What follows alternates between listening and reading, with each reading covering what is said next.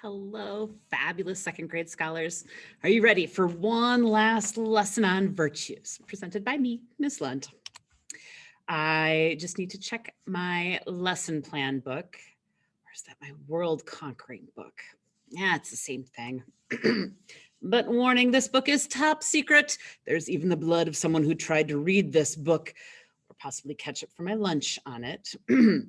Anyone who reads it will be given 587 word problems to solve and have to write an essay titled, "I was thrown in a dungeon forever because I ignored the warning."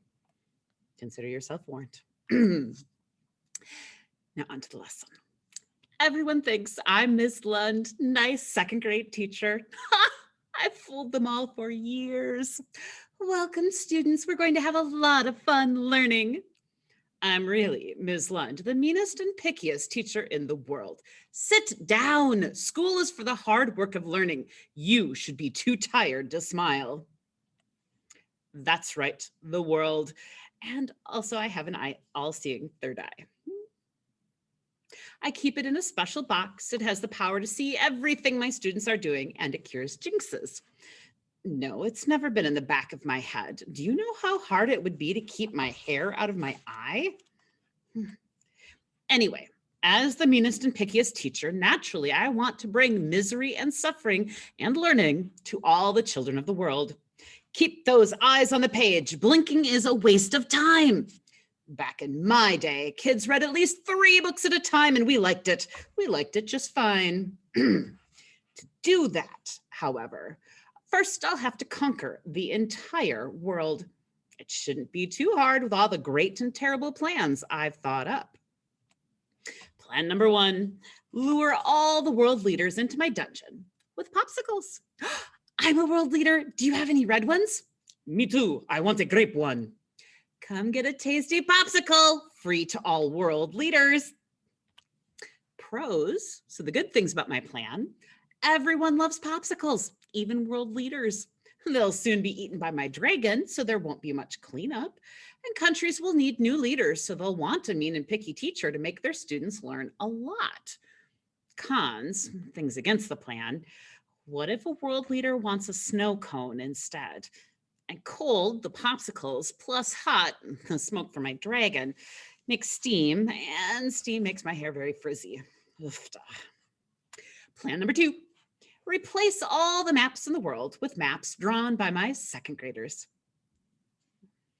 Pros, only a teacher could make sense of those maps. Everyone else will be completely confused and very, very lost. I'll be able to use my angry pointing finger to show people where to go. Then I'll make sure they go exactly where I want them to be so that I can conquer the world. Cons, other teachers might be able to read the maps.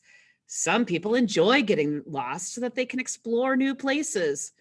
And I'd also have to replace all GPS directions with directions given by second graders. I don't want to go to the dentist. Turn left and go to Dairy Queen. Are we there yet? All right, plan 3. Put baby sharks in every bit of water possible, including large puddles, drinking fountains, and water slides. Pros, people will be very distracted by the sharks and not notice when I take over the world. Baby sharks don't take up much space, so they'll be easy to carry. Baby sharks grow up to be huge. Cons, there will be an increase in singing, either the baby shark song or da-dum, da-dum, da-dum, da-dum, da-da-da-da-da-da-da. And then sharks live in salt water, so I'd also have to add a lot of salt with the baby sharks. Baby shark, do, do, do, do, do, baby shark. Fine. Plan 4. Start a craze for never-ending songs and long stories that always have another sequel. Come on, all the cool people are singing this. And a 1, and a 2. I know a song that gets on everybody's nerves. I know a song that gets on everybody's nerves. Pros. The craze will be easy to start since kids already love never-ending songs and everybody always loves sequels. People are too polite to interrupt a song or a story, so they couldn't stop me until the song or story is finished, and they'll never be finished. Anyone can sing or tell stories, so everyone will be far too busy singing their own songs and telling their own stories to stop me anyway. Cons. I would need very powerful earplugs so I wouldn't be distracted while taking over the world. I'd also need a lot of temperance and fortitude to not start singing or telling long stories. I love to sing and tell long stories. Once upon a time, a baby boy was born. For some reason, no one knows quite why, one of his relatives gave him a yellow polka-dotted ping pong ball. No. Fine. Plan number 5. Hand out unlimited free stickers to all the children in the world.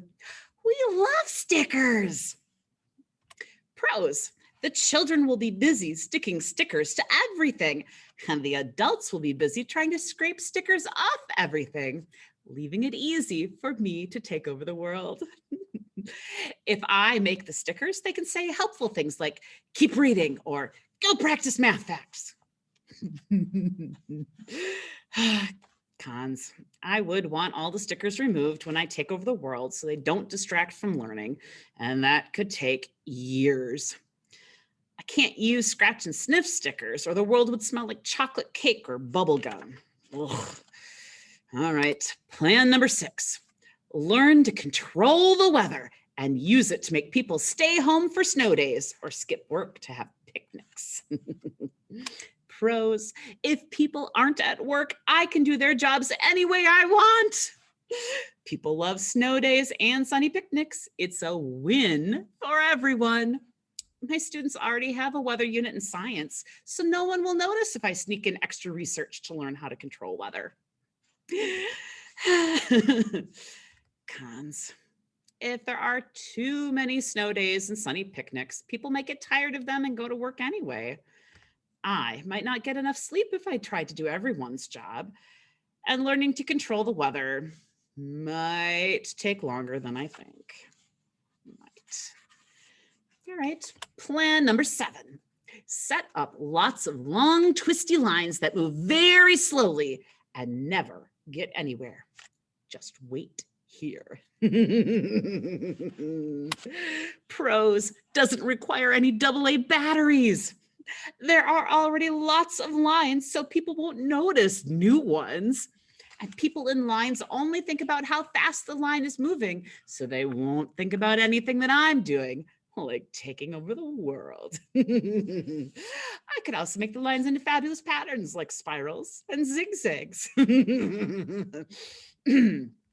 Cons. People might leave the line after a day or two. I'd have to buy lots of stanchions and ropes. And I don't have anything exciting that would make people start standing in line. Maybe I'd need to make Lund World or open the world's largest DMV, Department of Motor Vehicles. Next window, please. You'll need to go to the end of the line. All right, maybe not. Plan number 8. Add more silent letters to words, especially in the middle where they are least expected. Yes. Pros. It's a great opportunity to practice my handwriting. I'd be able to win all the spelling bees and have lots of shiny trophies. People would be too confused to write or read, so they couldn't warn anyone if they figured out my plan to take over the world. And even if people did figure things out, they'd be too busy correcting everyone else's spelling to bother me. Cons. People are already working really hard to shorten words, right? I'd have to publish my own dictionary, which could take months. Doctors and lawyers know a lot of impossible to spell words, and they just use terrible handwriting to disguise the spelling, so they'd be immune to this plan. Can you read this? All right, plan number 9. Invent a mind control laser thingy. My mind control laser thingy would have a fun stripe, cool flashing lights, a part where the lasers come out, super cool flashing lights, trigger, and run on AA batteries. Note, I still need to figure out what goes inside to make lasers and mind control stuff. Pros, it's probably small enough to carry easily. Seems like it would work pretty quickly and without a lot of work. Lasers are awesome. Not to mention super cool flashing lights. Cons, is thingy the correct name for it? Could be a doohickey or a thingamajig or a widget or a gizmo or whatchamacallit. It might need a lot of AA batteries. And I'm not completely sure how to make one, especially if it's going to need lots of buttons and dials and such. Although it would be fun to pew, pew, pew, pew, pew, pew, pew, pew, pew. No. All right. Plan number 10. Continue acting like a nice teacher so my students learn a lot and like me and learning. Hello, fabulous scholars. Pros. No one will ever suspect a thing. My students will know enough to help me conquer the world, and they'll be used to following my directions. I'll probably be able to sit in a comfy recliner, give directions, and conquer the world without lifting a finger. Cons? None. Good morning, everyone. I'm so glad you're here today. Plan number 10 is perfect. I'll be conquering the world before I know it. I've practically done it already. I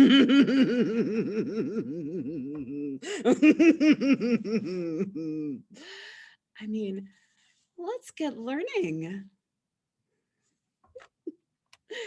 Just a warning, this book is still top secret, even if you're trying to read it from the back.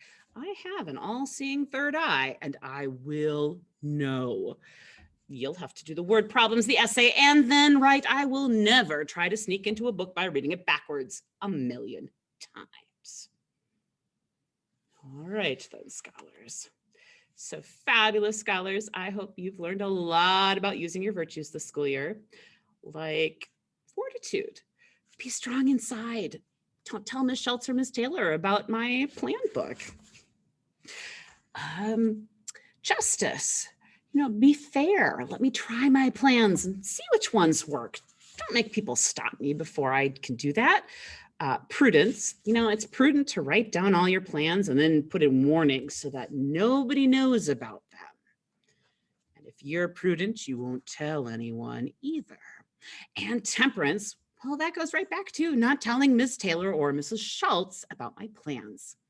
So that being said, fabulous scholars, I hope you keep using all your virtues and the wisdom to know what's right and how to best use them. And don't forget them over the summer. I hope to see you in the fall as I work on taking over the world. Bye, fabulous scholars.